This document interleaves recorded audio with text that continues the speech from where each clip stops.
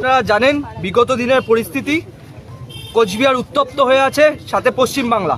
কোচবিহারও ব্যতিক্রম নয়। আমরা গতকালও মেইল করেছিলাম এসপি স্যারকে, মেইল করেছিলাম আমাদেরকে থ্রেট দেওয়া হচ্ছে, অ্যাটাক করা হচ্ছে প্রতিনিয়ত। দিনহাটা শহর, দিনহাটা শুধু নয়, সারা পশ্চিমবাংলা জুড়ে কোচবিহার, পুরো কোচবিহার জুড়ে অ্যাটাক হচ্ছে।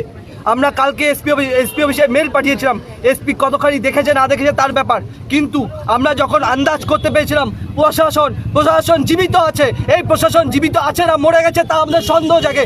এই প্রশাসন জীবিত আছে, তবুও তারা কোনো রকম স্টেপ নেয়নি, যার ফলে আজকে দিনহাটায় আজকে ছাত্রদের খেলা ছিল, সেই খেলাতে আতর্কিত তৃণমূলের দুষ্কৃতী বাহিনী আতর্কিতভাবে অ্যাটাক করে। সেই অ্যাটাকে আমাদের সংগঠনের সভাপতি সহ, যুব সংগঠনের সম্পাদক মণ্ডলী সহ আরও কমরেড আক্রান্ত হয়েছে।